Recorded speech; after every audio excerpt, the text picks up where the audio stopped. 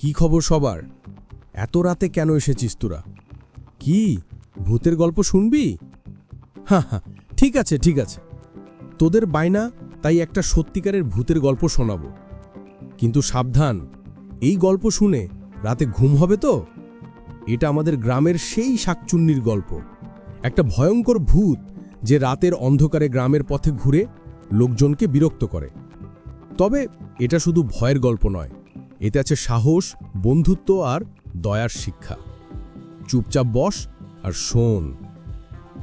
অনেক বছর আগে আমাদের গ্রামে ধান ক্ষেত, বাঁশঝাড় আর পুরনো বটগাছের ছায়ায় ঘেরা একটা ছোট্ট গ্রামে একটা ভয়ঙ্কর গুজব ছড়িয়ে পড়েছিল। রাত হলেই গ্রামের পথে শাকচুন্নি নামে এক ভূতের দেখা মিলত।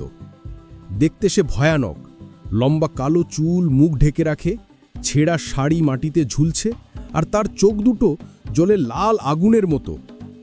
শাকচুন্নি কাউকে মারত না, কিন্তু গ্রামবাসীদের বিরক্ত করত অদ্ভুত সব উপায়। একদিন রহিম চাচা বাজার থেকে মাছ কিনে রাস্তা দিয়ে ফিরছিল। হঠাৎ গাছের উপর থেকে একটা ফিস শোনা গেল, মাছ দে, আমার মাছ দে।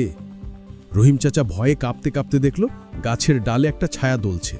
সে দৌড়ে পালালো, আর তার ঝুড়িতে মাছ আর পাওয়া গেল না। আরেকবার মালতী কাকিমা রাতে কলতলায় পানি আনতে গিয়েছিল। হঠাৎ তার পেছনে একটা হাসির শব্দ, খিলখিল করে হাসছে কেউ। ফিরে দেখে কেউ নেই, কিন্তু তার কলসি উল্টে পড়ে গেছে আর পানি ছড়িয়ে গেছে। গ্রামের লোকজন বলতো, শাকচুন্নির কাজ এটা, সে শুধু বিরক্ত করে, কিন্তু কেন কেউ জানে না। এই গ্রামে থাকতো রাজু, 12 বছরের একটা দুষ্টু কিন্তু সাহসী ছেলে। তার 3 বন্ধু ছিল, শিলা, 11 বছরের একটা মেয়ে, দয়ালু কিন্তু ভীষণ ভীতু; কণা, 12 বছরের একটা চঞ্চল ছেলে যে সব সময় হাসি ঠাট্টা করে; আর রাহুল, 13 বছরের একটা বুদ্ধিমান ছেলে যে সব কিছু ভেবে চিন্তে করে। এক সন্ধ্যায় গ্রামের পুরনো মন্দিরের পাশে বসে তারা কাকার কাছ থেকে শাকচুন্নির গল্প শুনছিল। কাকা বলল, শাকচুন্নি একটা মেয়ের আত্মা, তার নাম ছিল শান্তি। বহু বছর আগে একটা দুর্ঘটনায় সে মারা যায়। তার হারানো একটা লকেটের জন্য তার আত্মা শান্তি পায়নি। যতক্ষণ না লকেটটা পাওয়া যাবে, শাকচুন্নি গ্রামে ঘুরবে। রাজুর মাথায় তখনই দুষ্টুমি চাপল, কাকা, আমরা যদি লকেটটা খুঁজে দিই তাহলে কি শাকচুন্নি চলে যাবে? কাকা হাসলেন, সাহস থাকলে চেষ্টা করো, কিন্তু রাতে কবরস্থানের কাছে যেও না, ওখানেই শাকচুন্নির দেখা মেলে। রাজু তার বন্ধুদের বলল, চল আমরা শাকচুন্নির রহস্য ভেদ করি, লকেট পেলে গ্রামের হিরো হব। শিলা ভয়ে বলল, না, আমি যাব না, শাকচুন্নি যদি আমাদের ধরে। কণা হেসে বলল, আরে ভূত বলে কিছু নেই, চল, মজা হবে। রাহুল ভেবে বলল, ঠিক আছে, কিন্তু আমাদের প্ল্যান করতে হবে, টর্চ, লাঠি আর সাহস লাগবে। পরের রাতে চাঁদের আলোয় গ্রাম নিস্তব্ধ। রাজু, শিলা, কণা আর রাহুল টর্চ আর লাঠি হাতে কবরস্থানের দিকে রওনা দিল। গ্রামের শেষে একটা ভাঙা বাড়ি আর কবরস্থান ছিল। বাদুড় গাছের ডালে ঝুলছিল আর বাতাসে খসখস শব্দ হচ্ছিল। হঠাৎ দূর থেকে একটা ফিসফিস শোনা গেল, এখানে কেন এসেছ, চলে যাও। শিলা ভয়ে রাজুর হাত চেপে ধরল, চলো ফিরে যাই। কিন্তু রাজু বলল, ভয় পাস না, আমরা একসাথে আছি। কবরস্থানে ঢুকতেই তাদের টর্চের আলো কাঁপতে লাগলো। কণা হঠাৎ চিৎকার করে বলল, ওই দেখো ছায়া! একটা ছোট ছায়া গাছের পেছনে লুকিয়ে গেল, তার চোখ দুটো লাল আগুনের মতো জ্বলছিল। শিলা প্রায় কেঁদে ফেলল।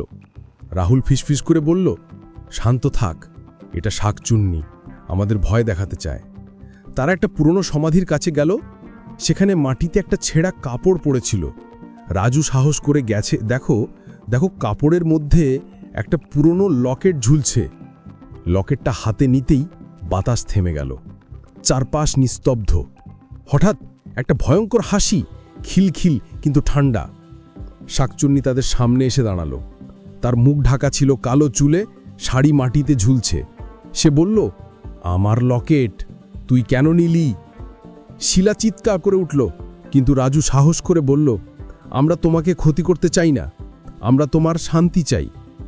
রাহুল লকেটটা খুলে দেখল, তাতে একটা ছোট ছবি, একটা মেয়ে হাসছে।